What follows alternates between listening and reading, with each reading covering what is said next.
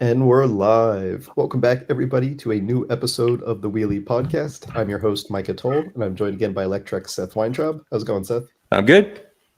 Awesome. And we have a bunch of new stories this week, again, across a wide range of topics. Everything from new e-bikes to interesting new laws targeting e-bikes. There's a country that's about to ban gasoline motorcycles in favor of electric motorcycles. You can finally get your motorcycle license on an electric motorcycle in one specific area if you're interested, and a lot more. But where are we going to start with this week? All right. 70-mile-per-hour e-bikes prompt one U.S. state to change its laws.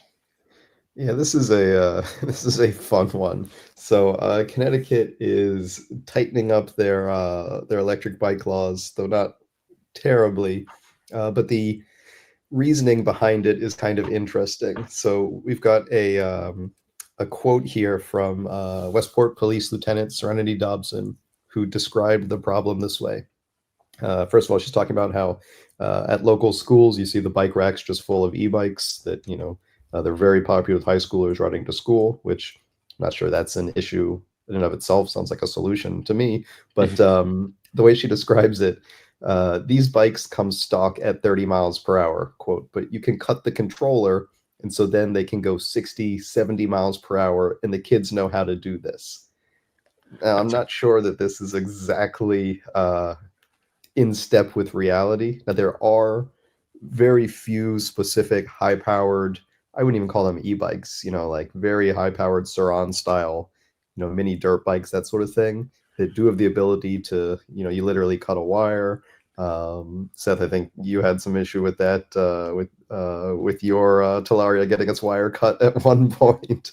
And so there are ways that, you can take some electric, I would call them motorcycle style bikes, not bicycles, and increase them. It's rare that they can get up to 60 or 70 miles per hour. In fact, I don't know of any legitimate electric bicycles that can do that. And I've touched hundreds of electric bicycles. But the underlying issue here, I think, is reasonable. The idea that there are lots of kids, especially kids that have not gone through driver's education or understand the rules of the road, and that are taking what were street legal electric bicycles and unlocking them to higher speeds. Generally, that's taking a 20 or 28 mile per hour e-bike and unlocking it to 30, 35. It's not 70 miles per hour, but I get the idea here. So what Connecticut has done is they've basically tightened up their laws to create a motor-driven cycle category, which goes above 28 miles per hour. So what it says is that as soon as an e-bike is above 28 miles per hour, it is considered no longer an e-bike, but it is a motor-driven cycle, and then that requires license, registration, insurance, that sort of thing. Basically, it's kind of like a moped class vehicle, and you can't just have like some 15-year-old kid without a driver's license on it. You have to actually go through the process like a motor vehicle. So in some ways it's kind of nice because it creates a way to legally operate a faster e-bike. It's almost like a class 4 in a sense, but there are going to be a lot of people who say, like, hands off my e-bikes. The reason I got this is because I don't want to get insurance. I don't want to have to register this thing with the state. So there's something interesting in this in terms of creating a path to legality for faster e-bikes, but the whole sense of freedom of e-bike from overreach and bureaucracy is starting to slip away. What do you think of the solutions? So this one, as you kind of alluded to, hits home for me. I have a Talaria Triple X that my 16-year-old used to ride to school. We had it at the I think it was 25 mile per hour pre-brown wire cut, and I hopped on it one day and I noticed I was going quite fast, and so I was like, what happened, bud? And he's like, I cut the wire so I could go up the hills faster because there were cars passing me. And he must listen to my podcast because that's what I complain about. Like, I kind of wish I could go up these hills at 30 miles per hour. You can't really do that with the brown wire cut, and you certainly can do that without the brown wire. So in my head, I'm thinking, if I was him, I probably would have done the same thing. Obviously, we want to keep our kids safe. They wear full face helmets. So what's happening now, this is a very new development, is my younger son, who's now 14, has jumped on the Talaria. The brown wire had been reconnected. And then lo and behold, it somehow came unconnected again.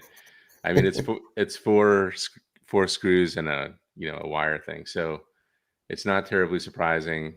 My 14-year-old, I do require he wears a jacket, pants, and a full face helmet. It's a little bit strange because he's a snowboarder, and I've seen him jump off of 2-story jumps and do backflips and land on ice on his back. And, it doesn't, like, for me, I'm like, that's, that's relatively safe compared to, what he does in the wintertime. So I guess I'm just not as afraid as I was with my younger son, but, I'm kind of like, okay, whatever, just, stay safe, do what you want to do. So it's hard for me because, like, in my head, I know that if they're going up the hill, like, we have a very steep hill on the way to school, on the way to the town that we live in. And I genuinely believe that they're safer going at car speeds on that road than having, these trucks like are going up the hills, coming around turns. Like, I would rather them be going at the speed of cars than, have to worry about these vehicles. And of course, I would rather drive them into town, do all the stuff, but I'm not always there. So it has created a dilemma. I mean, I think, if we back out a little bit, like, these Talarias and Surons, like, there is clearly a demand, like a big demand for these things. And I kind of feel like, with all, like, the price point, the $3,000 give or take price point, the, mobility that it provides to kids. Like, when I was younger, we had these mopeds, and they would go 45 miles per hour, and kids, 14-year-olds would be allowed to drive them. So I kind of feel like there has to be some sort of middle ground here. Like, there has to be some sort of, like, all right, let's register 14-year-olds, get them IDs, put a plate on this thing, whatever you have to do, just make it, like, let's just get it legalized, like, it's just like immigration. Like, let's figure out, like, clearly want immigrants. Like, there's clearly a need for, folks coming from Latin America. Like, let's just make a process and make it legal. So I don't know. It's really problematic for me because, I feel like, as a parent, I want my kid to be as safe as possible. I've got a full flak jacket, full face helmet, all this stuff. We've gone over the safety stuff, the turn signals, and all that stuff. So it's just one of those things. It's very difficult. And then clearly, I mean, if they were in Santa Monica, where, they're cracking down on e-bikes, or Connecticut here, where she clearly has the numbers wrong, unless she, as a school administrator, she might be messing up kilometers and miles per hour. So, I don't know. I don't know what the right answer is, but, like, the demand is there. Kids love these things. But let's figure out a way to make it legit. Yeah, it's interesting how in step you and I are on our opinions here. In fact, I have two op-eds in drafts right now I'm getting ready to post. I'm just working to make sure I've balanced them enough and addressed legitimate safety concerns. One is faster e-bikes or safer e-bikes, and the other is today's fast electric bikes are just yesterday's mopeds, addressing, like, that interesting wave of, like, 70s, 80s mopeds and what it did for mobility. Yeah. And I think, I yeah, did. if any I other did not know journalists you are were listening, doing that, but that sounds yeah, like, yeah, I would I say. And shouldn't have teased them. Hope no one rips off my articles before they go live. But yeah, those are both coming. yeah, and part of that moped thing is, like, the demand was there. Like, Oh yeah. We have demand. Like, we have a transportation method that's cleaner and more efficient and all the good things, like all the things that states want and demographics demand. But we have to like set the rules in motion. And I have to say, like, as a parent, like, it's going to be a lot safer if these they don't have to cut wires and they don't have to do all this stuff. Like, let's just make it legitimate. Let's like, all right, if you're gonna ride a moped, you need a full face helmet and a flak jacket. And you know like, it would be nice if there was infrastructure for e-bikes. If there was infrastructure, I would send my kid up on a regular e-bike, but there's not. So he has to ride on the road. And if he rides on the road, he's going to be safer going 35 than he is 20. So, Yeah. And a lot of it is just, the education of teaching kids when 35 is safer and when 20 is safer. right. Yeah. I mean, 20 is certainly safer on a bike path. It's safer when there's infrastructure, when there's, you're sharing the thing with pedestrians. But like, when you're on a 35 mile per hour road, which, frankly, people go much faster than that, it's safer to go 35, Yep. especially windy roads, blind turns, all that stuff. All right. Speaking of safety, California governor signs 2 new electric bike safety bills into law. Yeah, California is always interesting when it comes to e-bike regulations because they kind of are like the canary in the coal mine, and everyone looks to them to see what's happening with e-bike regulation. And so here we've got two more California laws. Neither of them are huge, but they're interesting in how they're tightening down. So the first is on e-bike lighting, and this new law requires that e-bikes either have a red reflector or flashing red light on the rear of the vehicle that is on when it is dark out. And it has to be visible from, I think it's 500 feet, if I'm not mistaken. Now, there are laws at the national level from the Consumer Product Safety Commission that says all bicycles, electric or pedal, have to have a front and rear reflector, also pedal reflectors and wheel reflectors. But I don't think there's any like specific regulation on distance they have to be seen, that sort of thing. So this one makes it clear that like you can't have a dinky little, cheap reflector if you can't see it from 500 feet when headlights shine on it. It's not up to code. So that's just interesting to see California get like more and more precise with how they're regulating these things, almost more in line with the way vehicle regulations are done. And then the second law is described as sort of a cleanup bill. It extends something that was passed earlier this year that says that in addition to making it illegal to sell devices that can unlock the speed of an e-bike into a illegal territory, basically above 28 miles per hour for most e-bikes, they're now including smartphone apps as like devices that can unlock e-bikes. So it now becomes illegal to sell a smartphone app that allows you to sort of tune an e-bike. There are several of these out there. I think it's common for Super 73s where there are a couple other apps that you can use to unlock what Super 73 doesn't allow you to unlock anymore. So this sort of tightens up that law and makes those apps officially illegal to sell as well. So both of these again are just sort of like an indication of where at least California is going, and because everyone really looks to California as like the main e-bike state, where potentially future state and national laws could be heading. Neither of them seem ridiculous in my mind. I mean, things like the 15 mile per hour New York City speed limit seem a lot more ridiculous to me. These seem like common sense. I'm not sure if the modification for speed law applies to only on public roads or like if you're riding off road or on private land, that sort of thing. I'm not sure how it impacts that. I would imagine that, on private land, you can kind of do whatever you want. Like, I don't think they're coming into your yard to legislate your e-bike speed. But of course, the things that people use off road, they're taking on road. And that's where the issue becomes is that, just like we talk about Surons make great trail bikes, but they're not great 45 mile per hour bike lane bikes. This sort of excuse of, well, I'm going to use it on private property, off-road mode, etc., becomes an issue when everyone just takes it on road. But I imagine these are going to be seen as fairly, level-minded regulations, at least compared to some of the other stuff out there. What do you think, Seth?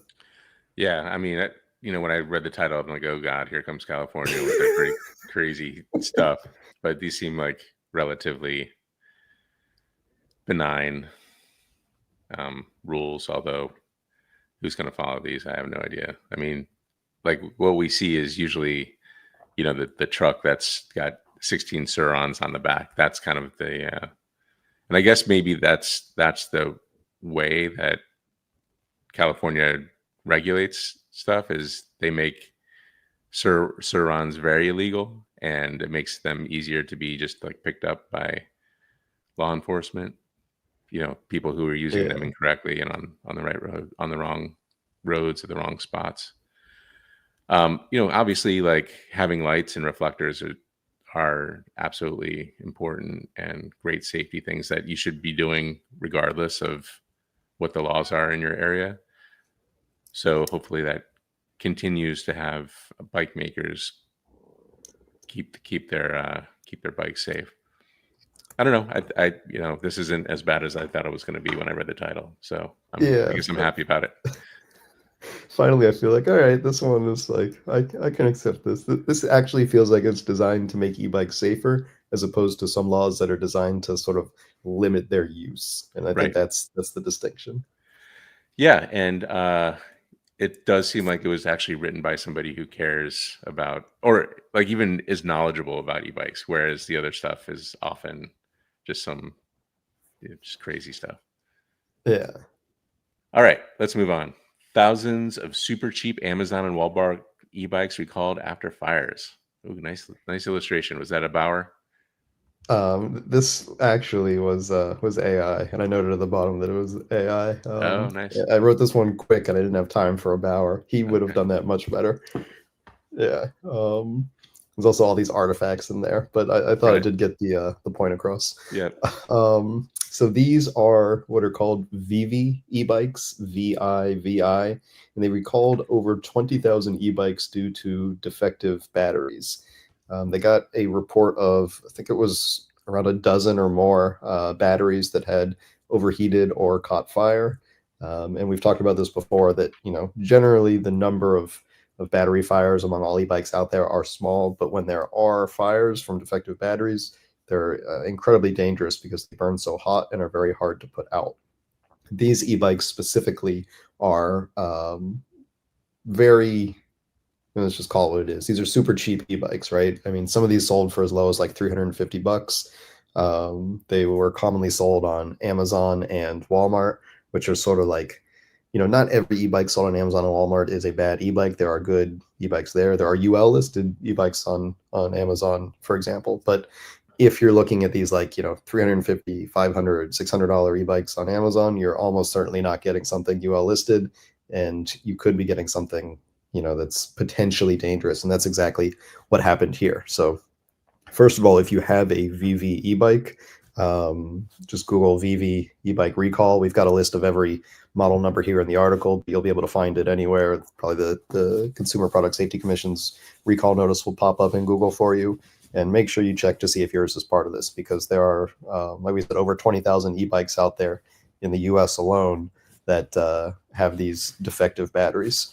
But on a broader sense, this is just a great example of why the move towards UL certification or other standards, because there are others besides UL, but UL is the main one in the US, why these are so important. And the fact that a lot of e-bike companies are moving to this despite it still not being a federal requirement is a great shift in the industry, in my opinion, just to see that, there's some self-regulation going on here. Now, there are some areas, New York City requires UL certification.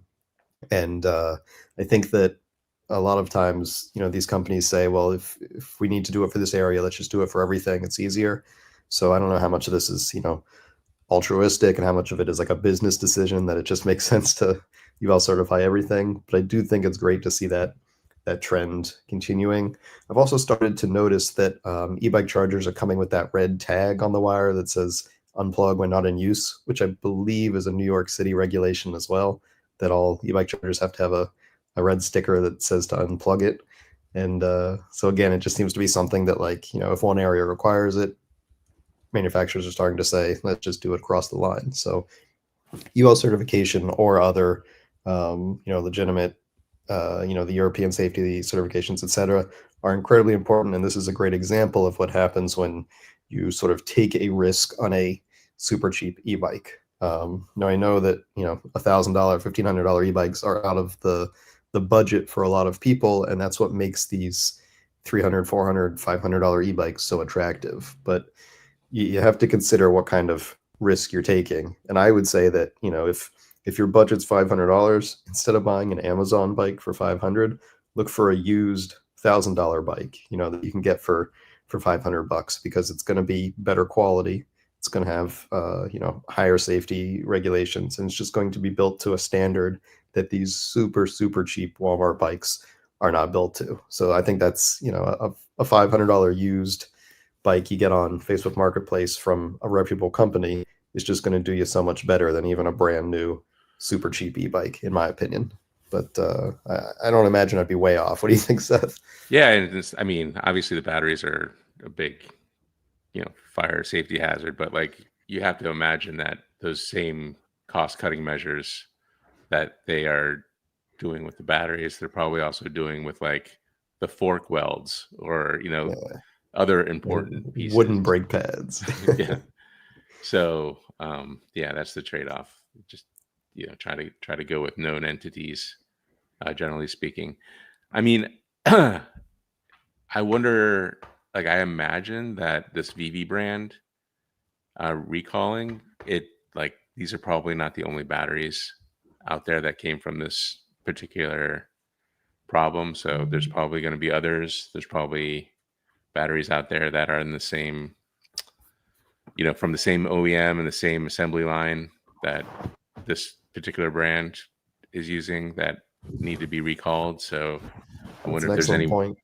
I wonder if there's any way to kind of backward backward look up the brand and the battery SKUs. Yeah, that's an excellent point, that these could be out there on so many other cheaper e-bikes as well.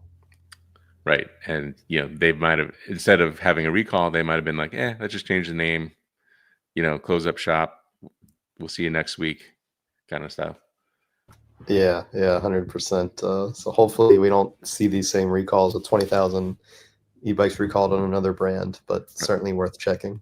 Right. And obviously, when you're charging a very cheap e-bike battery, you maybe throw it in the oven, maybe keep it outside, the garage, or, even better, like just away from the house. But yeah, Yeah. The good thing that, is, with this notice, they actually have the battery model number as well as the bike model number. So if you have recently bought a fairly cheap e-bike, you might check this recall notice to see if these battery numbers match something on your battery as well. yep, good idea. All right, let's move on. If you think electric bikes are bad, there is a much bigger menace hitting our roads.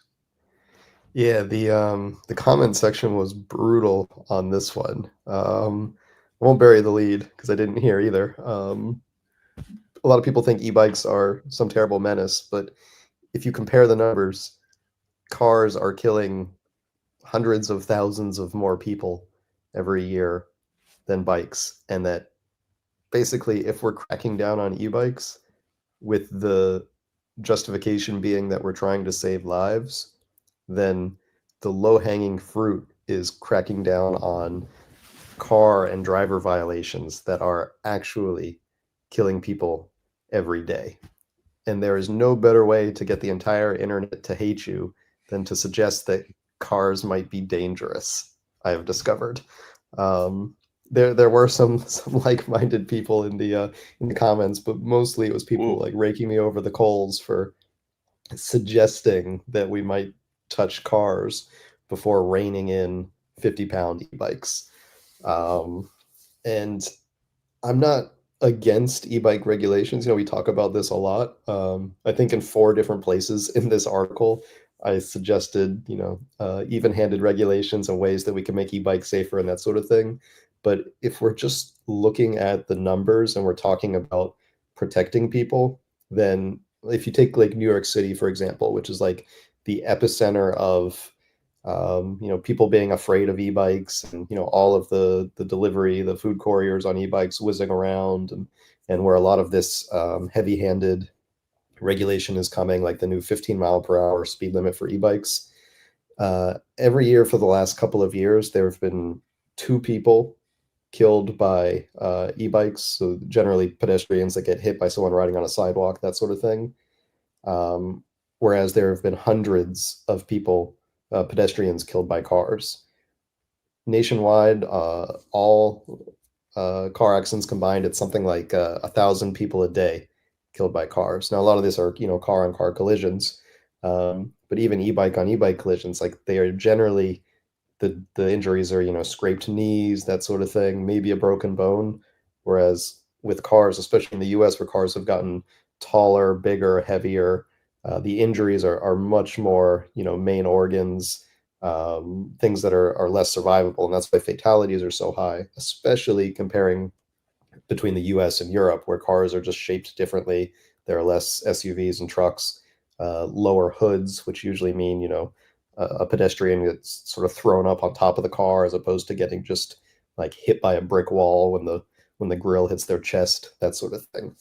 So my basic argument here is that yes, like we should make e-bikes safe, but if we are ostensibly doing this with the goal of protecting people, then the low-hanging fruit is to first focus on enforcement of car regulations and driving violations, speeding, distracted driving. For every person who gets scared because an e-bike whizzes past them, there are dozens of people killed by someone driving on their phone, right? Like it's just incredible the way we've normalized deaths by car in the US as just the price to be paid for the convenience of, car transportation. Yet this idea that people get scared because an e-bike whizzes past them, this we need to regulate. Like we step over the bodies of dozens of pedestrians killed every day to shake our finger at e-bikes that, ride too close to a crosswalk or roll through a red light kind of thing. And again, that's wrong. Like we need to better enforce the rules across the board and on e-bikes as well. But among the two, if we're talking about saving lives, there's only one that's actually killing people in volume. And that was my argument. And that is why a big portion of the car internet hates me, apparently. I don't know. Am I way off base here? No, I mean the statistics bear you out. So to go back to our earlier conversation about like limiting the speed of an e-bike, like like you're basically in cities, obviously, if e-bikes are going 50 miles per hour, that does present a danger to pedestrians. But we're not limiting cars to 50 miles per hour in cities. We're not putting any kind of limiters on these huge metal things that are flying around the same way. So it does. And all right, so how about motorcycles? Like motorcycles are supposed to have the same speed limit as cars, but when you see a motorcycle lane splitting at 95 miles per hour, like everybody's like, that that guy, if he's gonna die, like if it's his choice, he can make that decision for him. But then you see somebody on an e-bike going 30, you're like wagging the finger, like no, no, no, no. Like I don't understand the like where people get off on that kind of enforcement. So at the same time, we want to make things safer for everybody. Like zero accidents, zero deaths would be, you know, great. But like as you said, like if we're really trying to make things safer, we really need to rein in the car culture that is, taking text messages while you're driving, like just crazy speeds. Like I speed in a car and I hate myself for it, but like it just like I'm just in traffic on a highway and I'm looking around and people are passing me and I'm going 75 and a 55 and I'm like, well, here we are. And So it's normal. Like it's not like you're the crazy one. Like right, you said, that's what everyone is doing. right. But you can't exceed e-bike speed limits by 20% and get away with it. Like e-bikes physically can't, like they're limited to 28. It's not like, Right. yeah, my car can do 120. I'm just supposed to not do it, you know? Right. And the car is much more dangerous. That's, if you go 120 miles per hour on an e-bike, you're way less likely to kill a family of 4 in a car, So Yeah. it's tough because, you know, it's just hard. It's hard to like rein people back once they've had kind of unlimited freedom. Yeah, yeah. And I think that's why, e-bikes are so new, and so it's not like we're taking something away. People are quick to regulate them beforehand. Right. So it's just the difference between car culture and bike culture. Yeah. I mean, maybe the motorcycle thing from before is just like, they're going to kill themselves. Just let them kill themselves. If you don't like the speed, just, use that, thing in your head. Say, all right, they're taking all the risk. Something like Yep. that. I mean, I do understand, like, if you're on a shared pedestrian path or something, you got to keep your speed down. Like, that's just common sense. But, so anyway, let's move Yeah. on. Inmotion launches 50-mile-per-hour commuter electric scooter. Would you ride it? The image is not Yeah. loading. So this is so Inmotion is known for a lot of interesting, powerful micromobility vehicles, from scooters to electric unicycles are another big one. And this is their newest model, the Jet. It does go 50 miles per hour. It's got dual motors, so you've got all-wheel drive. I think they're 2,400 watts nominal, but probably closer to like 5,000 watts of actual peak power.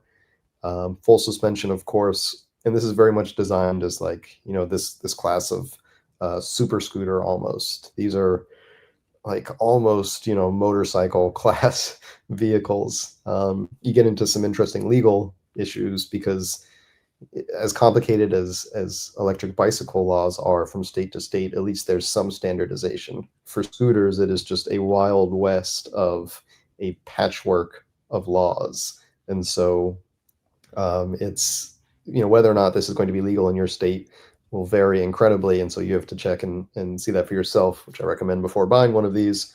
But the people these are designed for are absolutely the scooter lovers that use these things for serious commuting. They're literally replacing a car, and they're going on roads just like you were talking about, Seth, earlier, that if you go up these hills in your area at 20 miles an hour, you're making yourself much more of a target.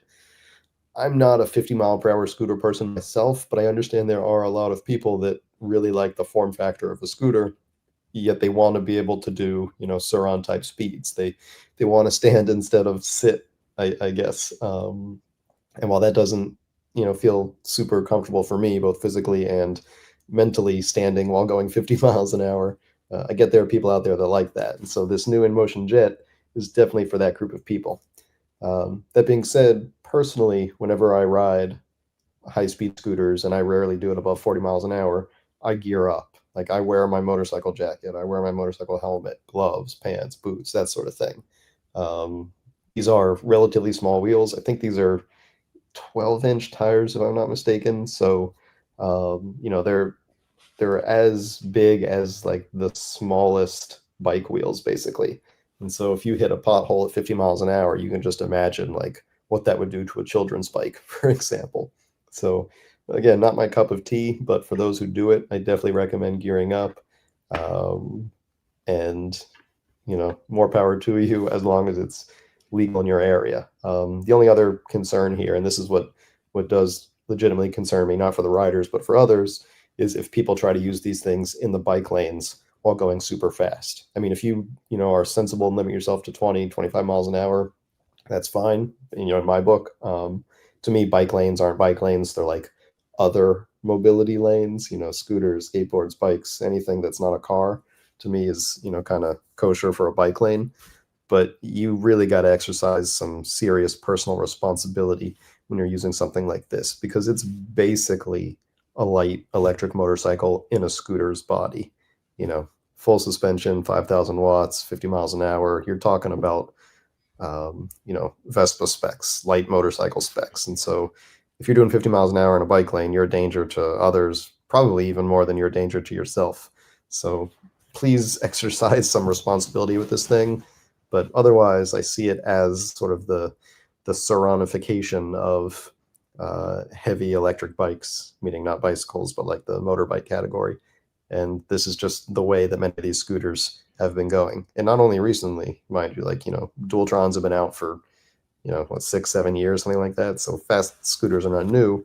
This one's really interesting. It's also, I think, $2,300, so it's relatively affordable compared to what have generally been $3,000, $4,000 fast scooters. Just please exercise some responsibility when you use these, both for yourself and for others. That's all I have to say about the safety aspect of this. Yeah, I mean, it's kind of, I mean, that looks like a really fun scooter. But obviously 50 miles per hour makes it very dangerous. Uh, Yeah.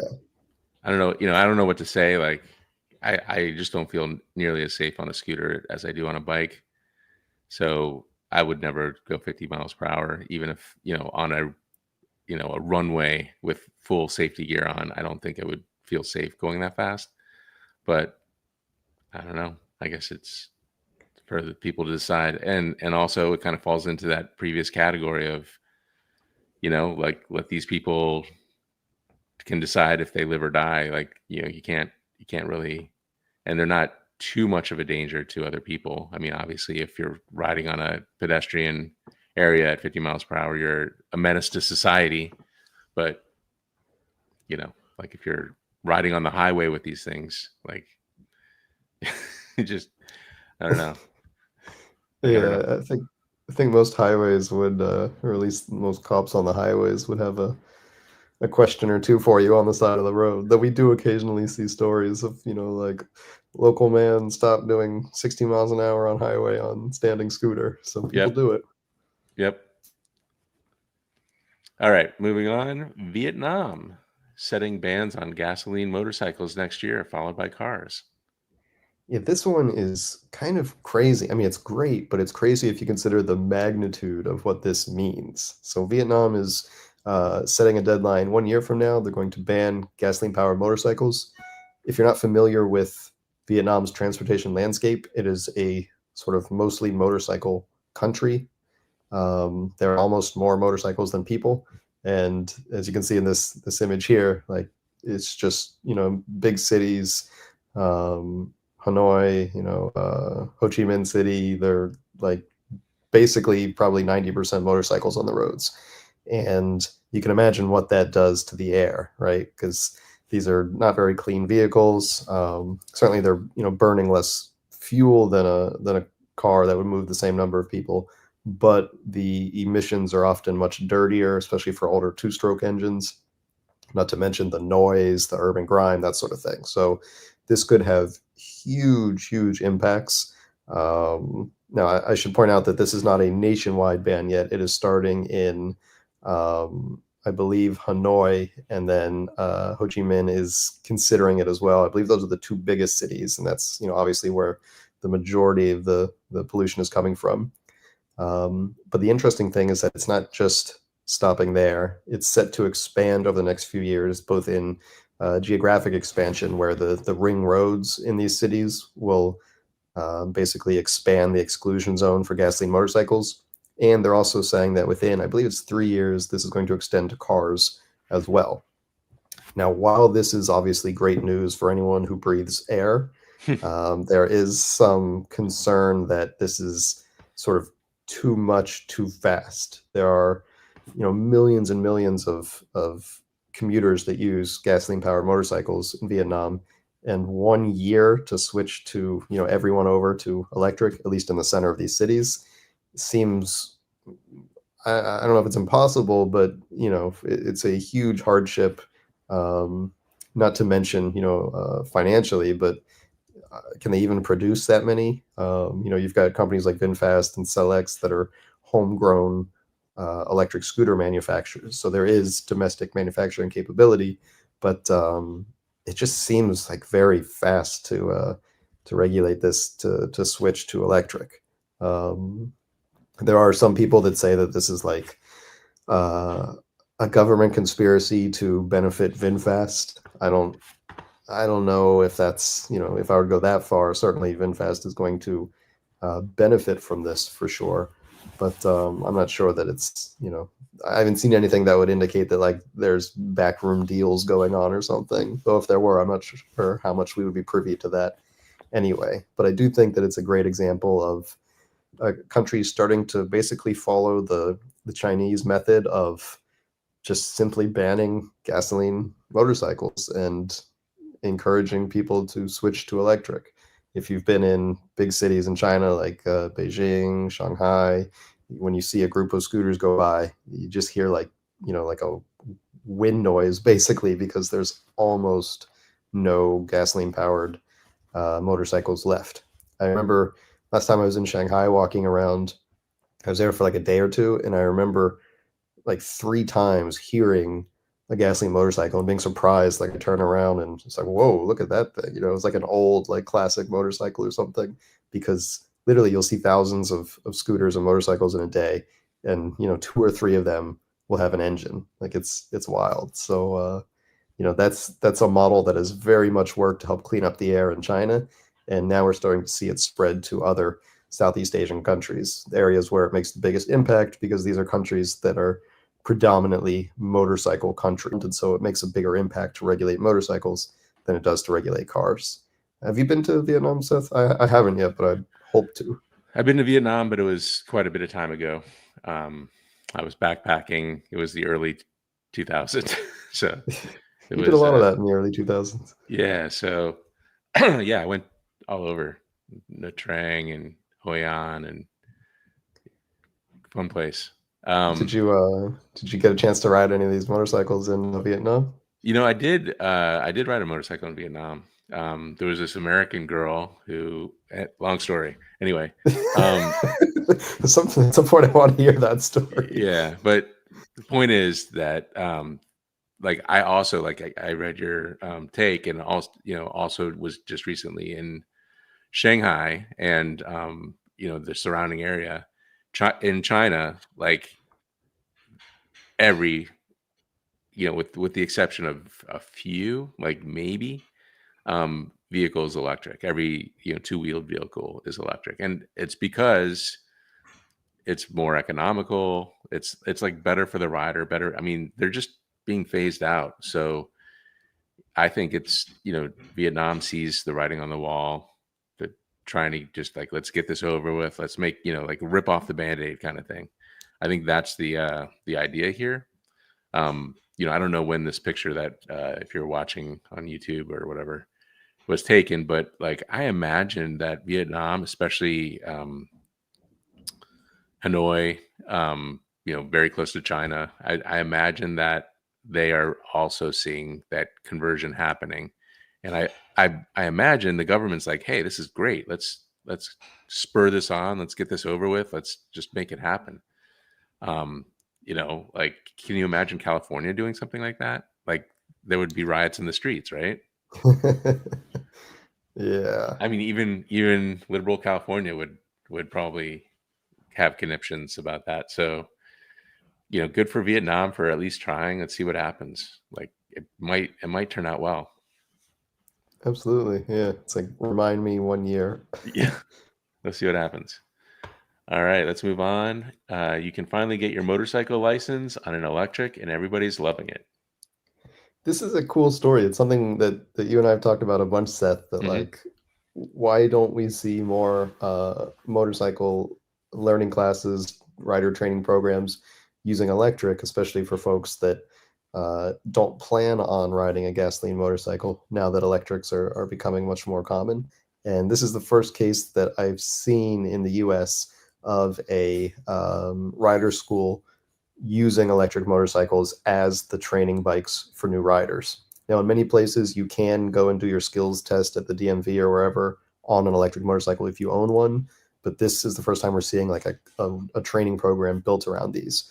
This is part of a Harley Davidson Rider Academy, which is Harley Davidson's own like licensing program that teaches you to ride, and then you go through your state's licensing program. I did this several years ago at the Boston Harley Davidson and it's a great program. You know, it teaches you to ride. I did it on a Street 500, which is a big bike. It's, you know, the smallest Harley, but still a big bike. And you spend a lot of time learning to, you know, work the clutch, learning about the friction zone. You know, the first hour or so of the class is literally just like getting the bike to move, and that's something that takes 10 seconds to learn on electric, and you spend about an hour of just learning how to shift into first in these rider training programs on a gasoline bike. So it's cool to see that this specific Harley dealership in California is using these are live wire bikes. So it's the startup that's spun out of Harley Davidson and now produces several models of electric motorcycles. Now these are also fairly large bikes. I have a live wire S2 Del Mar. I think it weighs something like 450 pounds, if I'm not mistaken. So, you know, not a small bike. I will say it, like, every time I see that number, I'm amazed because it does not feel like it's that heavy of a bike until you're like wiggling it into a garage at a weird angle. But the everyone is loving it part of this comes from, I have several quotes in this article from people that took the very first class with these live wire motorcycles, and basically everyone's raving about just how easy it makes it to learn, including the instructor of this rider academy, who I thought it was interesting because, you know, these are like hardcore Harley people. Like, you know, they work at a Harley dealership, they've ridden Harley all their lives, you know, like Harley, Harley, Harley, right? But he just goes on and on about how great it was for these students to learn on an electric live wire motorcycle. And the way the instructor described it, he's also a very accomplished pilot, and he explained that when he was learning to fly from his dad started him on gliders, and he learned all about flying on gliders. And then once he had mastered that, then he went on to powered flight, and now he's, you know, flown like 100 different models of airplanes. But he explained that like the live wire was basically the glider. You know, like you learn all the principles of flight first, and then you can go on to powered flight. But with the live wire, you can already start learning how to ride, not just how to work an engine. So you immediately start with the safety, the you know, what it's like turning, what it's like doing evasive maneuvers, how you handle in corners, how you accelerate out of a turn, those sorts of things. And you don't have the complication of trying not to stall while you're doing it. And so, you know, the way he describes it, this is a great stepping stone to then moving on to a gasoline powered motorcycle once you've mastered the basics of actually riding with an electric.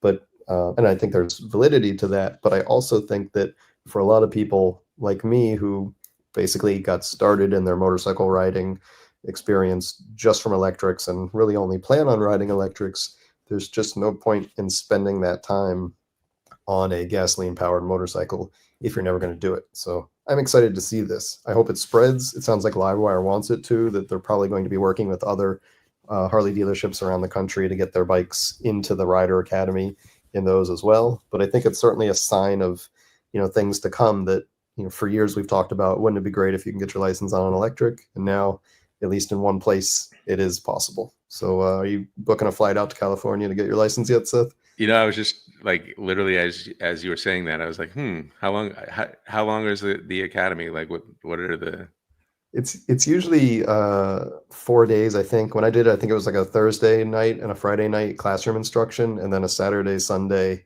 all day in the parking lot riding. and how So old if do you you've have to got, be? I think you're above the age limit. But I mean my kids, like Oh, that's a good question. I don't know if it's, you know, like 16? 16 for a license or if you have to be an adult. That's a good question. Oh, interesting. Because would love to get my older son on that in this program. Then it would be a good Yeah. excuse to, you know, like, hey, like, we're going to California. I don't want to go. Well, we get to ride motorcycles. Okay, I'll go. Yeah, we should check on that because that'd be cool to like have you guys both in there and write an article about the experience. Let's make it happen. Let's see what we can do here. All right, and that's it for the stories. Let's go to the comments. All right, we had just a few and no YouTube, which is kind of strange. I wonder if something's disconnected. But oh, there we go. Skeptics here. Yeah, we also did the 8 o'clock start. Micah's dad needs some attending to, so that's why we're a little early today. But Craig Sweetnam, what's the difference between a moped, wheelchair, e-bike? I think he meant to say between a moped and an e-bike. Do you think that's the meaning there? Yeah, probably there was a like a not T9 that dates me, but yeah, Right. an autocorrect situation there. But yeah, I mean, the, the term moped has certainly changed over the years. It used to literally be like a motorized cycle with pedals. That was where the name came from. And these days, a lot of states have moped laws that specifically state, does not need to have pedals. So at this point, it's become more of a general term than an exact classification as a bike with pedals, but most of the time it's something above electric bicycles. Many states have 30 or 35 mile per hour limits for mopeds, and so it's sort of a motorcycle light in most states. But the Right. problem is every state has different moped laws, so it's something Right. you absolutely have to check locally. Yeah, it's quite frustrating. And as far as mopeds are concerned, it's an interesting form factor. Like, I guess what in the 70s they kind of they came from Europe, like Push and Italy. Like they were kind of interesting. My neighbors had one when I was growing up, and they would start it by pedaling. Like it was actually, instead of having like an electric ignition, they would start pedaling and then like it's very interesting idea there.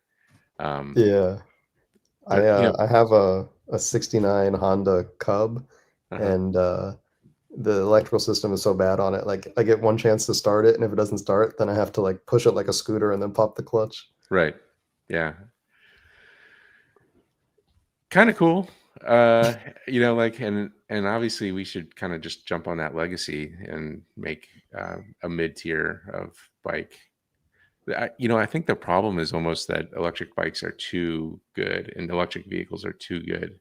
Like you were kind of limited by the size of the moped. Like those things really at 35 miles per hour were struggling. Whereas, these things happily go 50 miles per hour, these very small, efficient, scooters and more. So perhaps that's part of the problem. Yeah. Craig Sweenham from Facebook says, this is why I want Musk to get FSD to prime time. FSD will save so many lives. In theory, yes, like absolutely. Unfortunately, until it's perfected, it's going to probably put a few lives in danger or something in between. So like hopefully FSD and Waymo and all the other full self-driving things can add to safety and not take away from it. Yeah. That's the goal. When using FSD unsupervised, then I can text and drive with freedom. Again, hopefully that's Like in theory. Yeah. yeah. Malcolm Gladwell had an interesting take on this, which was when when Waymos and FSD are ubiquitous in cities, people will know that the cars won't run them over. So they'll just walk in the middle of the street whenever they want because they know that the cars won't hit them. And basically, cars won't be able to move around because people will just be walking in front of them all the time. Yeah, I often wondered like would self-driving cars be able to be bullied that way, or Yeah, like even by other like non-self-driving cars, like can you just like cut it off without any right, repercussions because it will allow itself to be cut off? right. Yeah, it's the ultimate like beta car. Yeah, That's a great way to sell it, right. yeah. I mean, that's what we want, really, though. That's like we want to be able to cut those things off. We don't want them like cutting us off, right? Yeah. All right. John Lakovich says e-bikes should follow the same rules in cities as cars and trucks and motorcycles. There are EV motorcycles that have higher speeds. That's the Generally, yeah. I mean, there's some things like the Idaho stop where, in many states, well, not many, in some states, bicycles are allowed to treat stop signs like yield signs and red lights like stop signs. So there are some cases where I think it makes sense to have some slightly different rules, but generally, yeah, like, if you're on the road on an e-bike, you should observe the road rules. That's where a lot of this animosity comes from, is cyclists who think that they don't have to answer to anybody. all right. Skeptic says I had a couple of Honda mopeds when I was 14 to 16 years old. Max speed was 30 miles per hour, but you could cut the gas valve. and the speed would briefly go higher during fuel starvation for some reason. So this all is just coming back around. This is all, we've all been here before. Yeah, that was like, the cutting the brown wire of the 70s, right? Like, it's just teens will be teens, right? Yep. All right, I think that's it for the comments. So thank you all for tuning in. In another 2 weeks, we should be back at our normal time of 9 a.m., and we will see you all next time.